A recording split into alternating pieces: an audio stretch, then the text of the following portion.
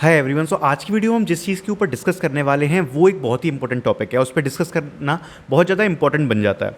आज के बारे में बात करने वाला हूँ मैं खासकर उन बच्चों की जिनकी अभी जॉब नहीं लगी हुई है, जो लोग जॉब को देख रहे हैं और मार्केट कंडीशन के हिसाब से अभी जो कंडीशन बनी हुई है उस हिसाब से ये है कि ज़्यादा हायरिंग अपॉर्चुनिटीज़ आ भी नहीं रही हैं। मतलब हायरिंग अपॉर्चुनिटीज़ आ रही हैं बट अगर मैं ऐसा बोलूँ जो टारगेट कर रही हैं केवल फ्रेशर्स को और वो यही चाहते हैं कि हम मास में फ्रेशर्स को हायर करें, तो ऐसी अपॉर्चुनिटीज़ काफ़ी कम आ रही है। तो ऐसी सिचुएशन में आपको क्या करना है? क्या आपको टेंशन ले लेनी है? क्या आपको ये सोचना है कि मुझे जॉब नहीं मिलेगी, या हमारे पास इसका कुछ उपाय है जिसको देखकर आप अपनी जॉब को लगाने की एक निश्चितता प्राप्त कर सकते हो? तो उसके ऊपर डिस्कस करते हैं। तो स्टार्ट करते हैं। तो सबसे पहले तो ये चीज़ मैं आप लोगों के दिमाग में से एक चीज़ निकालना चाहता हूँ। जैसे मुझे बहुत सारे डीएम्स आ रहे हैं, मैसेज आ रहे हैं कि सर मैं डिप्रेशन में जा रहा हूँ कि मेरे को जॉब नहीं मिली, और जब मैं पूछता हूँ कि आपका बैच कौन सा है तो बोलते हैं 2023।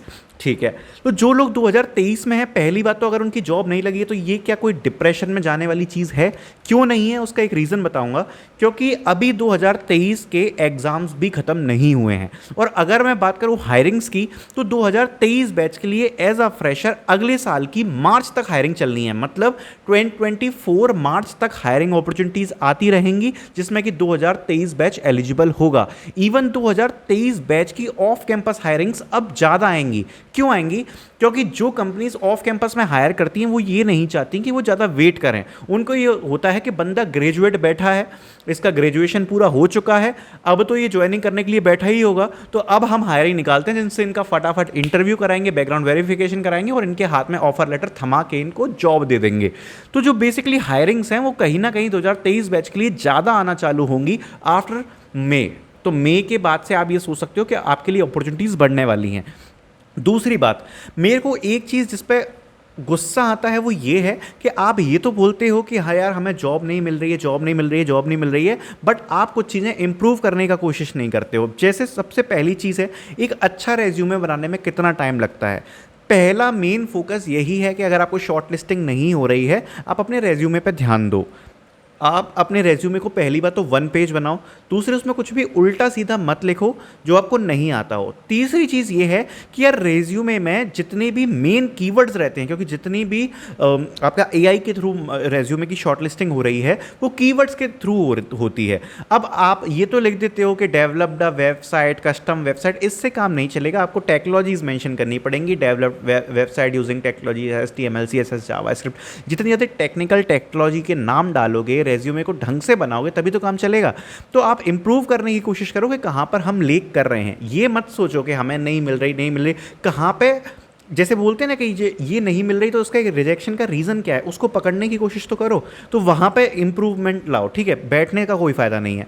दूसरी चीज़, जो भी लोग बैठे हैं और काफ़ी लोग उनमें ऐसे हैं जिनको डेटा स्ट्रक्चर्स एंड एल्गोरिथम्स नहीं आते हैं, जो आप लोग अगर अभी भी सर्विस बेस्ड कंपनीज़ के लिए देख रहे हो, तो कहीं ना कहीं मैं ये बोलूँगा कि प्रोडक्ट बेस्ड कंपनीज़ तो चलो हटाओ, सर्विस बेस्ड कंपनीज़ के लिए अगर मैं बात कर रहा हूँ, कहीं ना कहीं बेसिक TS एल्गो और कोडिंग अगर आप जानते हो तो ये चीज़ कहीं ना कहीं आपको औरों से आगे बनाती है। तो अगर आपकी अभी जॉब नहीं लग रही है तो आप इंप्रूव कर सकते हो अपने आप को, आप अपनी स्किल्स बढ़ा सकते हो in data structures and algorithms. At least basic data structures and algorithms की नॉलेज आपको होनी चाहिए। अगर आपने अभी तक नहीं पढ़ा है तो इस क्षेत्र में आप इंप्रूव करो।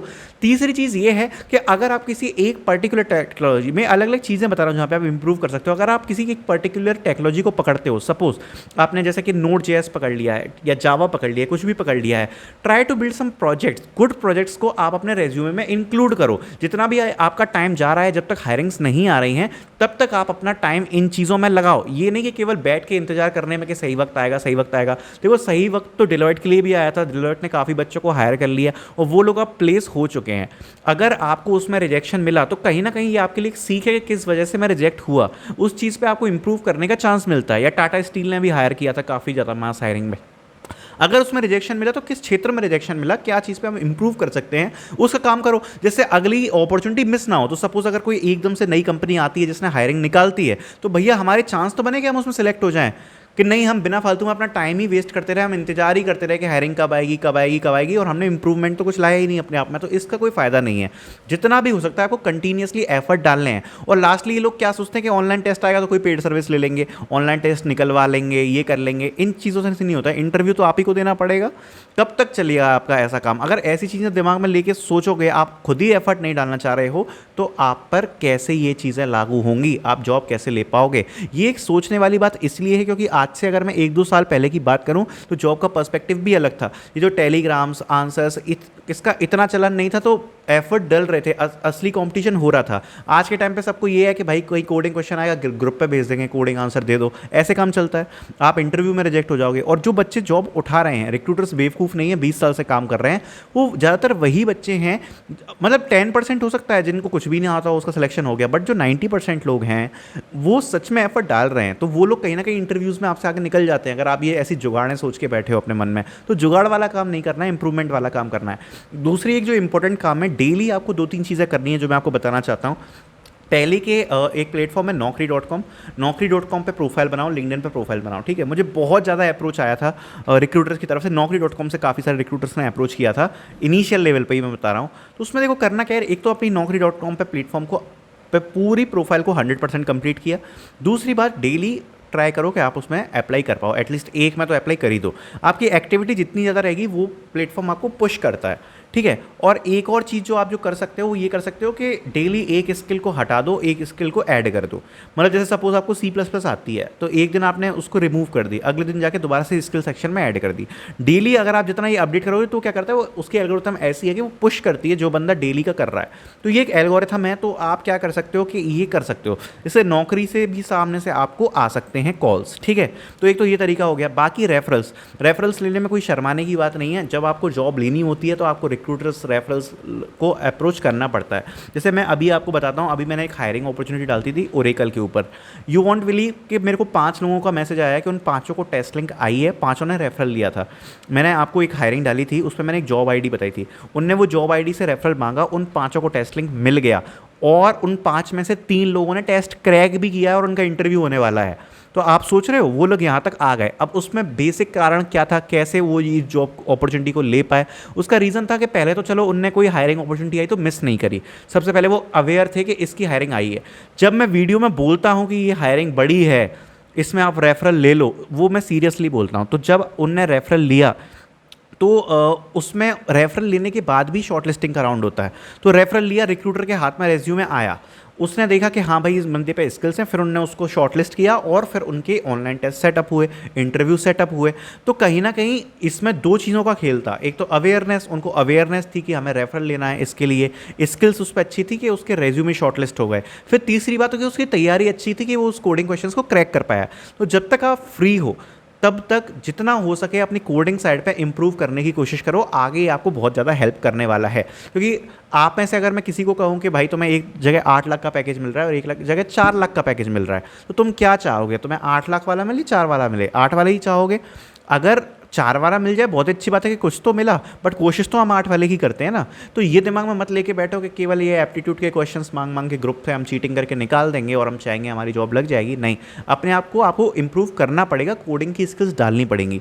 अब जैसे कि एक कंपनी है नगैरो, अच्छी कंपनी है, अब वो थोड़े से कोडिंग स्किल्स आपकी मांगती है, भले सर्विस बेस्ड कंपनी है, तो इंटरव्यूज़ होते हैं 2-3, तो आपको उसके लिए प्रिपेयर करना पड़ेगा अच्छे से, ठीक है। तो ये बात को दिमाग में ध्यान रखो। मेन मोटिव कहने का क्या है कि अगर अभी आपको नहीं आ रहे हैं, अगर आपको अपॉर्चुनिटीज़ उतनी नहीं मिल पा रही हैं, अप्लाई कर रहे हो, तो आपको करना क्या है कि अपनी स्किल्स पर लगातार काम करना है, खाली नहीं बैठे रहना है। और ये बस ये दोष नहीं देते रहना है कि यार नहीं आ रहा नहीं आ रहा, क्योंकि डिप्रेशन का तो कोई खेल ही नहीं है। अभी आप पे बहुत ज़्यादा टाइम है, 2024 तक आपकी हायरिंग्स निकलने वाली हैं, बट आपकी जॉब लग जाएगी, इस बात की मैं गारंटी देता हूं, अगर आप उस चीज़ पे लेके सीरियसली अभी काम कर रहे हो। बट अगर आप ये सोच रहे हो कि बस किस्मत के भरोसे बैठे, कोई हायरिंग आएगी, टेस्ट लिंक आएगा, उसके बाद प्रिपरेशन देखी जाएगी, तो आप गलत जगह फंस गए हो। क्योंकि कंपटीशन का मार्केट बहुत ज़्यादा आगे निकल चुका है और अभी आप अपनी ही खुद की दुनिया में खोए हुए हो। तो ये वाली चीज़ आपको दिमाग से निकालनी पड़ेगी, ठीक है। और एक और मैं इंपॉर्टेंट चीज़ बोलता हूँ, वो होती है नेटवर्किंग। नेटवर्किंग का मतलब ये होता है कि अपने भी ऐसे यार दोस्त हों, जितने भी यार दोस्त हों जिनके साथ आप को खुशी मिलती है, एंटरटेनमेंट मिलता है, वो तो बहुत अच्छी बात है। बट अपनी नेटवर्किंग ऐसे लोगों से भी रखनी है जो काम के लोग हों, जिनको उन चीज़ों के बारे में नॉलेज हो। जैसे अभी 4 लोगों को किसी को टेस्ट लिंक आ रही है, तो आपको भी पता हो अरे ये कंपनी शॉर्टलिस्ट कर रही है, इसमें टेस्ट लिंक आ रही है, तो आप भी तो उस चीज़ पर कर पाओगे। उसके लिए आप हमारा कम्युनिटी ग्रुप भी ज्वाइन कर सकते हो, क्योंकि काफ़ी सारे बच्चे हैं उसमें, तो वो भी आपके लिए एक अच्छा तरीका है नेटवर्किंग का। आपको अपडेट्स मिलते रहते हैं कि किस बच्चे पे कौन सी लिंक आ रही है। तो इस प्रकार से आप अपना फ्रेंड सर्कल भी बढ़िया बना सकते हो, ठीक है। तो ये कुछ बातें हैं जो आपको ध्यान में रखनी है, और आई थिंक इससे आपको काफ़ी ज़्यादा एक सपोर्ट मिलेगा, एटलीस्ट आपकी अपनी तैयारी फुलफिलमेंट करने को मिलेगी। और बाकी बात रही रिसेशन की, मार्केट की, तो वो चीज़ भी ट्रू है कि आजकल जॉब्स काफ़ी कम आ रही हैं। बट क्या उस चीज़ को पे हम कुछ कर सकते हैं? हम कुछ नहीं कर सकते। हमारे पास एक सीन है कि हम बस इम्प्रूवमेंट कर सकते हैं। तो लगातार उस क्षेत्र पे आपको काम करना है, हाथ पे हाथ रख के नहीं बैठना है, ठीक है। सो आई थिंक आपको काफ़ी चीज़ समझ में आई होंगी। वीडियो पसंद आई है तो लाइक कर देना है। Thank you so much for watching this video.